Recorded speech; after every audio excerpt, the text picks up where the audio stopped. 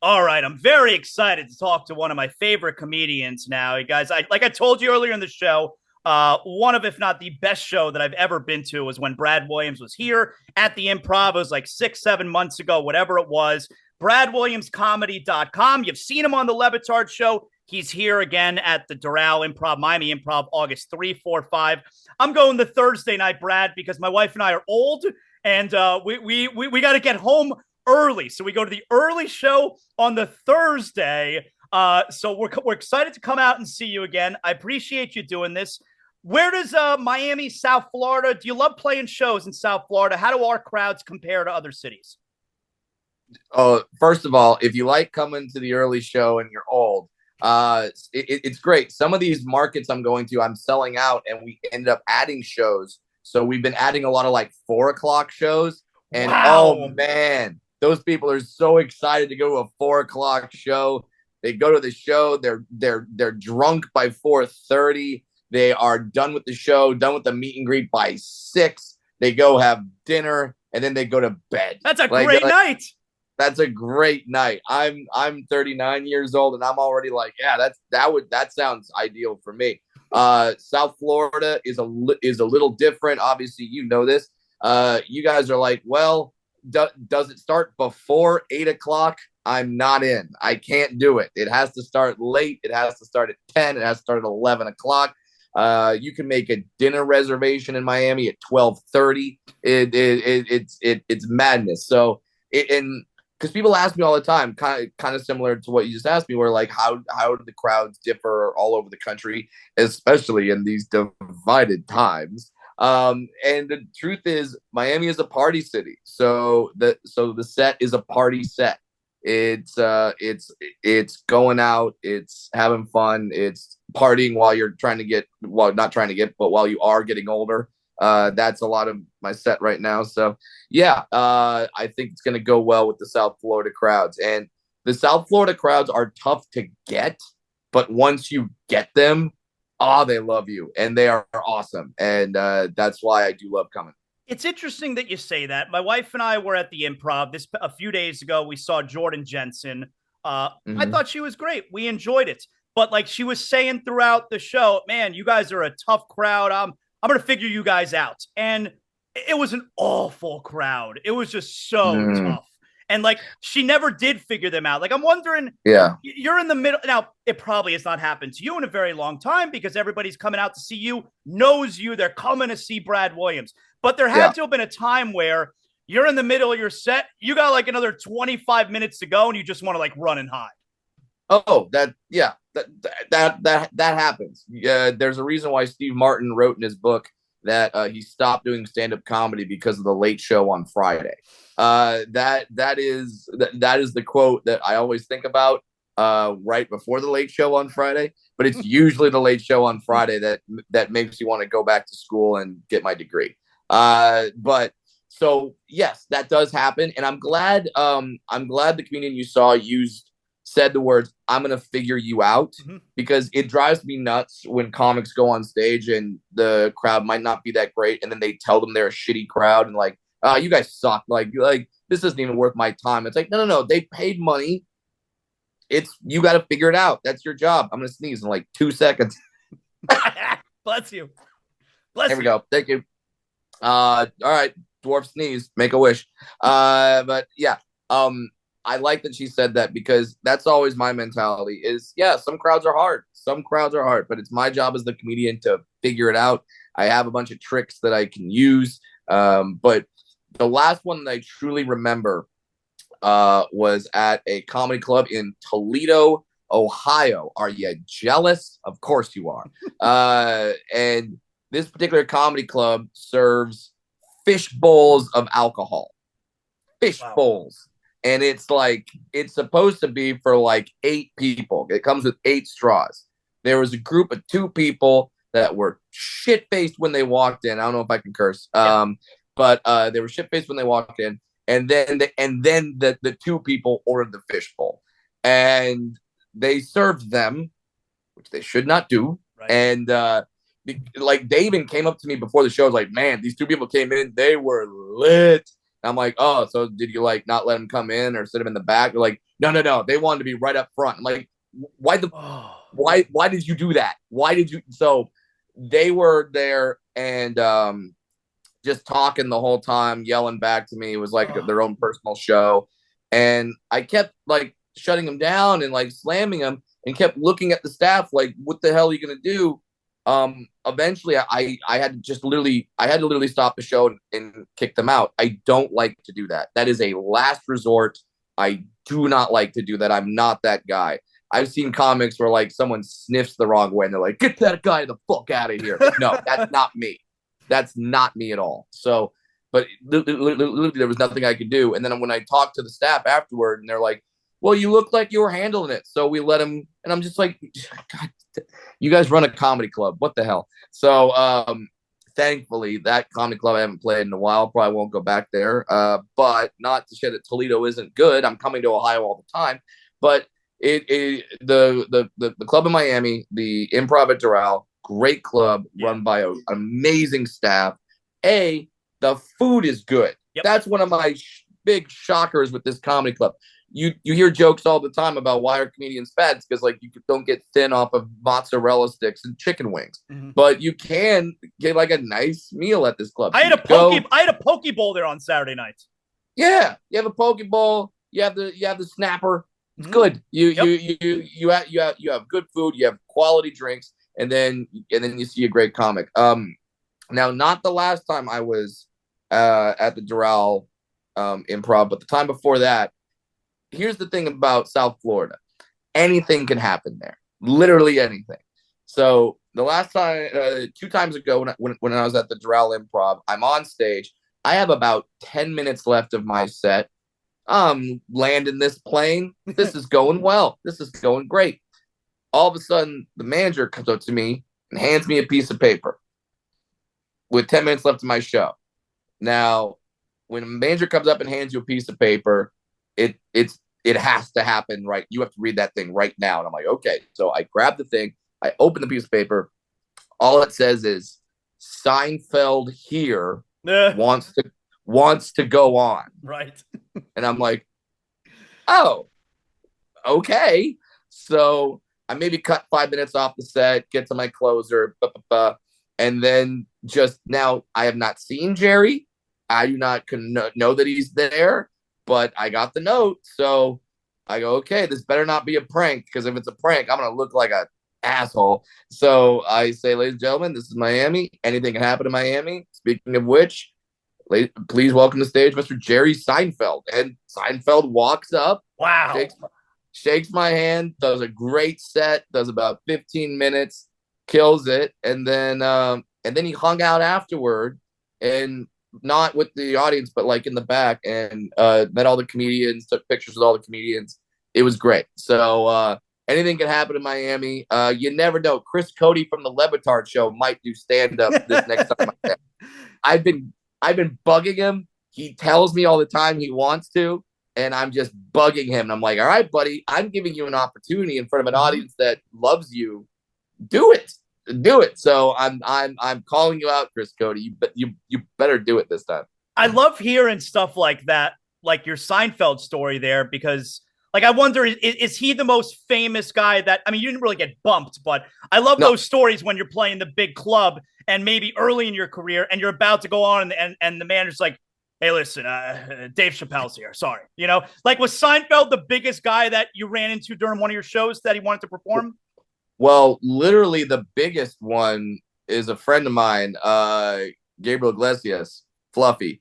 He came by a show one time, and he got there very early. This was at the Irvine Improv, and he came by very early and just said, "Hey, man, can I just do 10?" And I was like, "Yeah, of course you do 10. You're sold out Dodger freaking Stadium. Yes, you can." So he goes on stage. The place goes nuts. Does 10.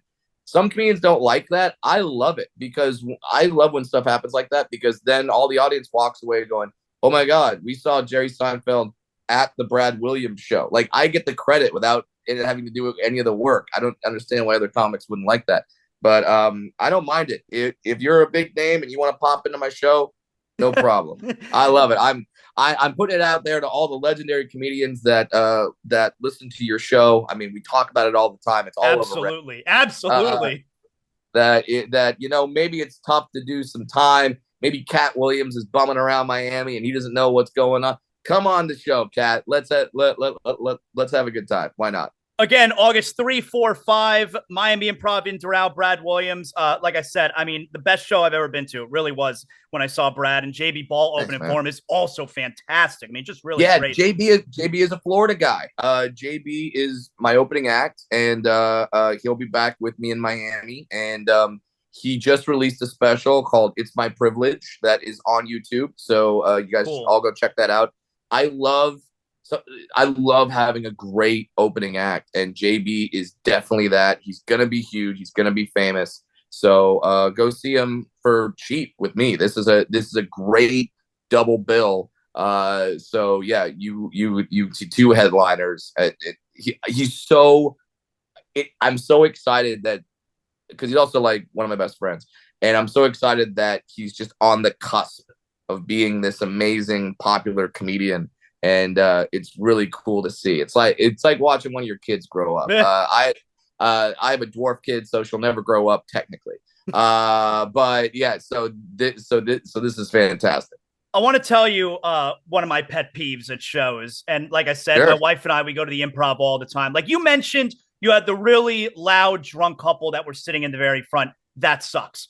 One of my pet peeves is I'm at the show like this past Saturday night.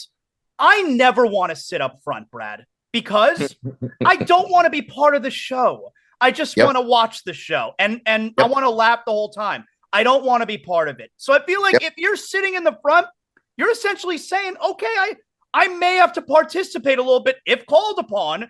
And my biggest pet peeve, like this Saturday night, comedian is trying to have an interaction with the guy sitting right in front. He's having none. He's a fucking mute, Brad. He doesn't say anything. It's like, you can't sit up front if you're not even going to have a little back and forth, Brad. That drives me crazy. Yeah. So at my shows, I typically try not to go into the crowd too much. My philosophy is I'm the professional. They're not. And I typically don't call out to the front row. I call out to the front row if the situation demands it. If you're being a dick, if you're just there was a woman. I did a show in New Orleans a couple weeks ago. There was a woman in the front that was dressed like a pirate, a legitimate pirate. You got to acknowledge it.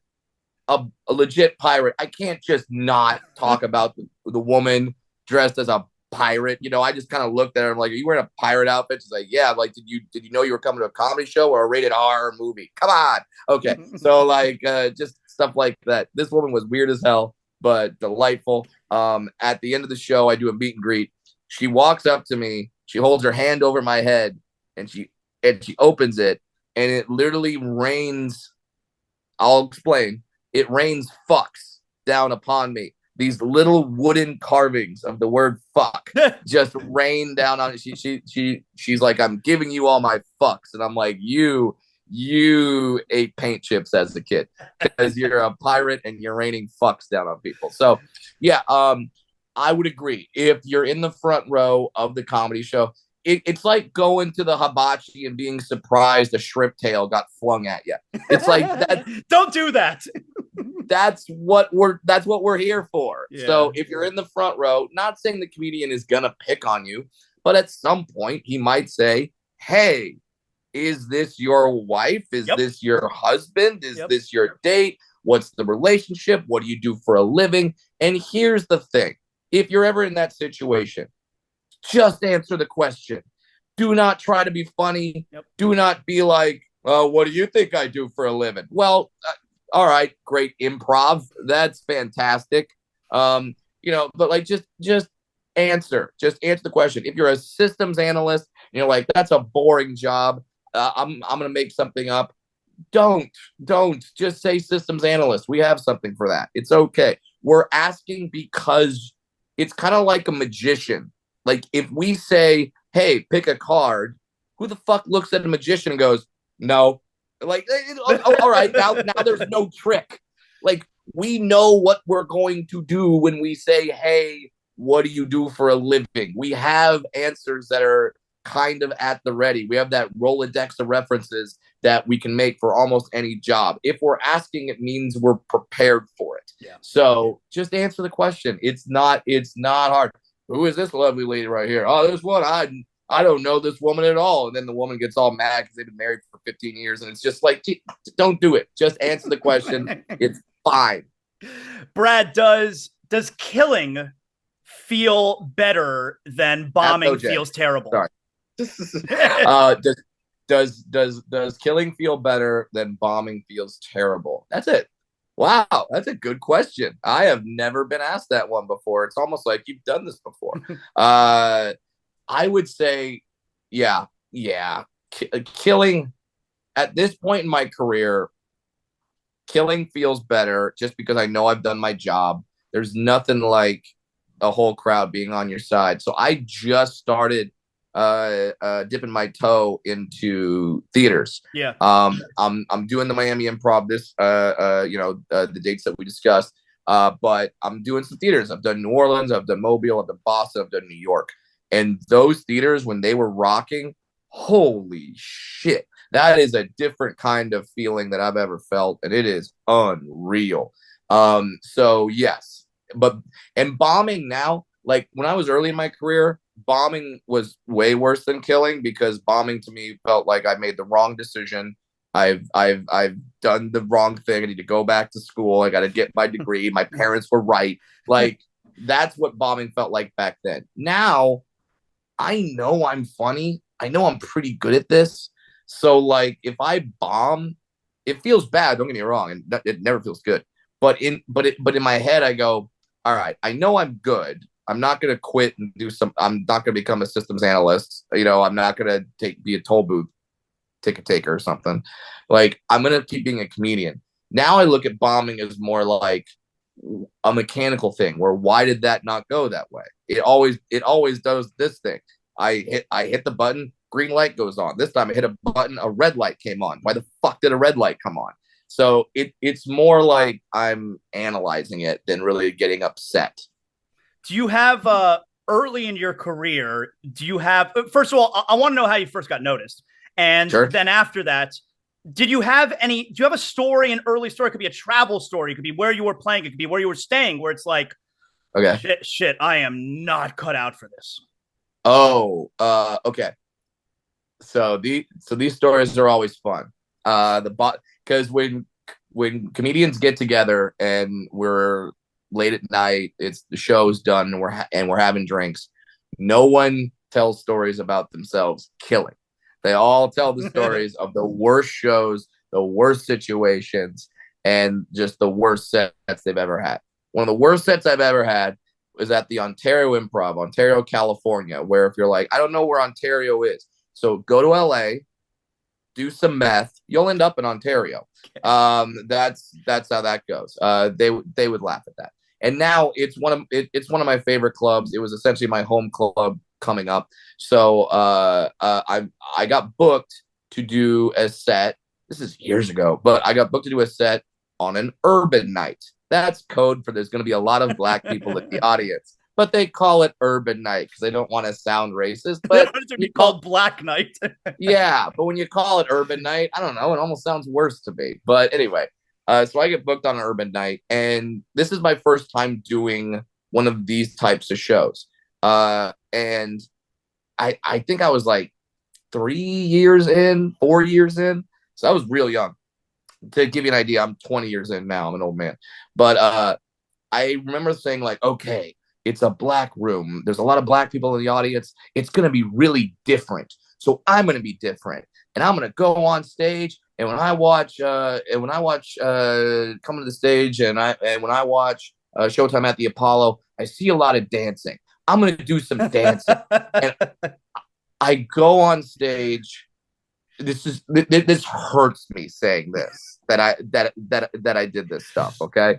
This hurts, but you're young, you're stupid, you're trying to be funny. And I danced, I switched my voice to an accent that I have never used before or since. I was so pandering and I was so awful. and they let me hear that. And bombing in front of a wide audience is bad, but they're more like, oh man, you're trying, you're doing a great job, you know, keep it up. Maybe one day. That's bombing in front of your average white audience. Bombing in front of a black crowd is the worst feel. They let you hear it. And what the audience did that night is the worst thing. They ignored me. I didn't hear laughter. I didn't hear booze. I heard silverware and I heard conversation. They just flat out just went, nope. And they turned to their tables and started having and I'm just like, okay, first of all, I deserve that. Absolutely deserve that. But yeah, that was like the worst bomb I've ever. That was a set where I thought about that. I didn't do another quote unquote urban night for years. And then when I finally did it, this sounds horrible again. These urban nights, it was the show at the Hollywood Improv called Mo Better Mondays. Not more better. No, Mo Better Mondays. And I did that show and had a great set that it was night. A triumph. Okay. Yes, it was the Conquering Hero. And if there's any young comics listening to this, don't feel like you have to change for the audience. Like, oh, this is what they'll like, so I'll do this. No, be yourself, be authentic. I'm a white dwarf from Orange County, California. My parents, have some money. They were married for 50 years. Like, that's my upbringing. Don't try to go on stage and be like Vanilla Ice and be like, nah, man, I grew up in the hood. No, you didn't, Rob Van Winkle. You didn't do that. So no. So just be authentic, be true to yourself, and that has a better chance of coming across and getting over more than you switching it all up to appease the audience. Finally here, Brad, and this has been great. It's been my pleasure. You are just like myself, you are a big pro wrestling fan, right? Massive. I'm going to sneeze again. All right. That's all right. Go ahead. All good. Bless you. More wishes. I'm a huge pro wrestling fan. Yep. And after we saw you and your show ended, and I think maybe it was Chris Jericho's theme song that was playing, I'm like, I think he's a huge pro wrestling fan. So what are you into these days? Are you enjoying what we're seeing? I love it. I'm a huge AEW guy. I don't really watch WWE that much, even though I did go to WrestleMania this year. But I'm a big AEW guy, and I'm enjoying the type of wrestling. They're just I like the high flyers and guys like Ray Phoenix, guys like Commander. They're El Hijo de Vikingo. They're doing just insane things, and some people don't like the style because they're like, it's too flippy, and I'm like, that's fine. You don't have to like it. You can like whatever wrestler. It's the same thing with comedy. Some people don't like certain styles of comedy. I don't like prop comics. Whatever. There's a million types of comics. There's a million types of comedy. Watch what you like. That's okay. You don't have to listen to Taylor Swift if you don't like Taylor Swift. It's fine. So that's I'm really enjoying them. I love MJF. MJF right now in AEW is one of he's not even 30 years old, and he's one of the greatest heels in the history of wrestling. He's so good. Even when you start to like him because you realize how good he is, he still makes you hate him. Mm-hmm. And it's awesome. So I love what he's doing. The current promos the current angle he's running with Adam Cole is great. It's very entertaining, and I'm very excited to see where they take that. But I love AEW. I've been to a bunch of shows every year. Speaking of Florida, I'll be back there in January because I'm going on the Chris Jericho Rock and Wrestling Rager at Sea, which is the greatest thing ever invented. When I started doing comedy, people would joke oh, Brad, you better be successful or else you'll end up on a cruise ship. They weren't talking about this cruise. This is wrestling. This is metal. This is comedy, all on a boat. They have a ring on a boat, and they secure it. And the wrestling is awesome. It's just so much fun. And then I get to do comedy shows, and normally I roast the wrestlers. Which when you roast a guy like Wardlow, that's really taking your life into your own hands. And he's just the sweetest guy. I was gonna say, by the way, because I've had him on my show, he's like the sweetest guy. Yeah, he's great guy.